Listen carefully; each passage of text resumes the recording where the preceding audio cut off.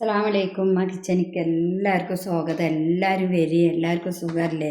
ഇന്ന് നമ്മൾ മാങ്ങ വറുത്തരച്ച സമ്മന്തി ഉണ്ടാക്കണം കേട്ടോ. അപ്പോൾ ഇതിക്ക് ആദ്യം നമ്മൾ അരമുറി തേങ്ങ എടുത്തിട്ടുണ്ട്. തേങ്ങാക്കൊത്ത് ഇട്ട് കൊടുക്കുക.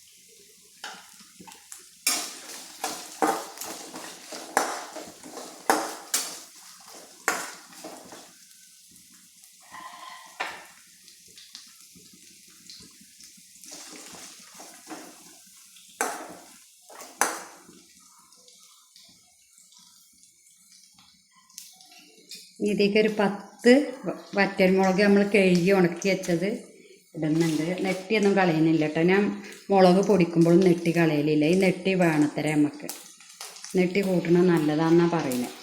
അപ്പോൾ കഴുകി ഉണക്കിയിട്ട് നെട്ടി കൊടുക്കാൻ തന്നെ പൊടിപ്പിച്ചത്. അപ്പോൾ മുളക് ഇട്ട് കൊടുത്തു. ഇനി നമുക്ക് ചെറിയ ഉള്ളി ഇട്ട് കൊടുക്കുക. കുറച്ച്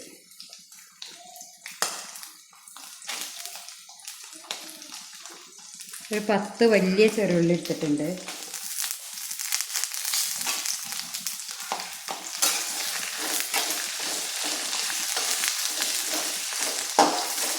ഇത് നല്ല വറവാകട്ടെ.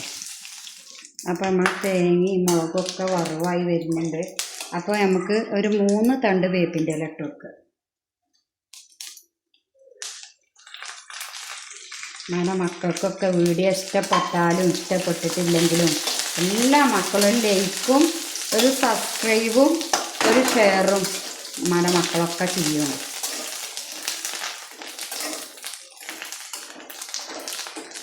അപ്പം നല്ലൊരു മണം വരുന്നുണ്ട് കേട്ടോ. ആ തേങ്ങ മൂക്കണിൻ്റെയും പിന്നെ ആ വേപ്പിൻ്റെയും ആ മുളകിൻ്റെയും ചെറിയ ഉള്ളിൻ്റെയൊക്കെ നല്ലൊരു മണം വരുന്നുണ്ട്.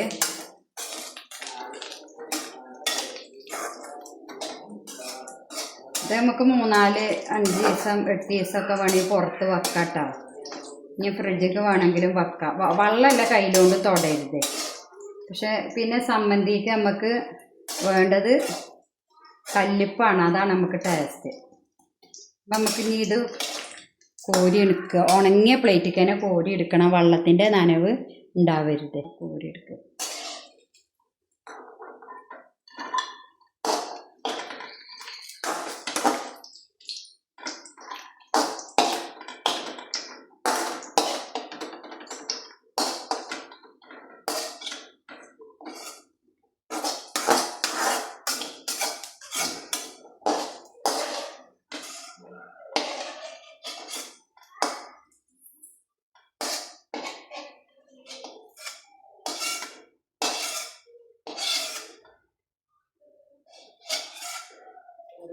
അപ്പോൾ ഇതൊക്കെ നമ്മൾ കോരി എടുത്തു.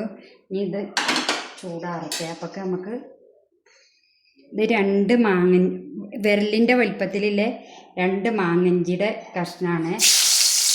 ഇത് നമ്മളെ 2 മാങ്ങയാണ്.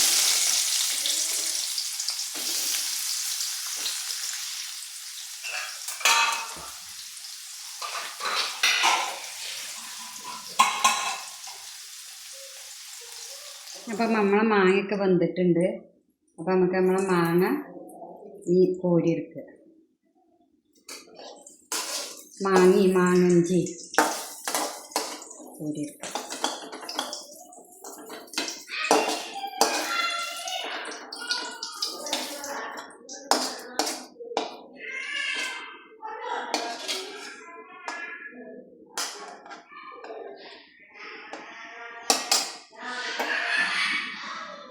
അപ്പം നമ്മളെ മാങ്ങയും തേങ്ങയും എല്ലാം ചൂടാറിയിട്ടുണ്ട്. അപ്പം നമുക്ക് മിക്സിൻ്റെ ജാറിലേക്ക് ഇട്ടിട്ട് അരച്ചെടുക്കുക.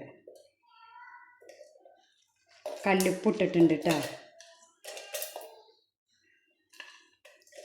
നമുക്ക് മിക്സിൻ്റെ ജാറിലിട്ടിട്ട് നല്ലോണം അടിച്ച് എടുക്കുക. വെള്ളം മിക്സിൻ്റെ ജാറ് ഉണങ്ങിയ ജാറാണ്, വെള്ളം തൊടാതെ അരച്ചെടുക്കുക.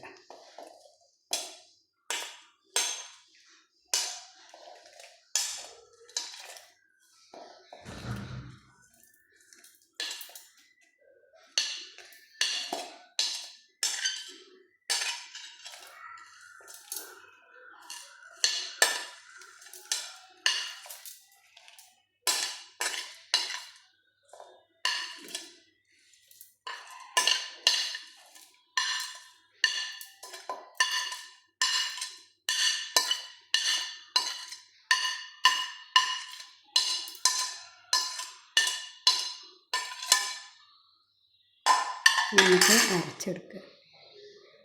നമ്മുടെ സമ്മന്തി ഇതാ ടേസ്റ്റ് ആയിട്ടുള്ള സമ്മന്തി അരച്ചെടുത്തിട്ടുണ്ട്. ഇത് ചൂടിലെ ചോറിൻ്റെ കൂടെ ഈ സമ്മന്തി കൂട്ടി ചോറ് വെച്ചാൽ നല്ല ടേസ്റ്റ് ഉണ്ടാവും. അതേപോലെ കഞ്ഞിയുടെ കൂടെയൊക്കെ കേട്ടോ.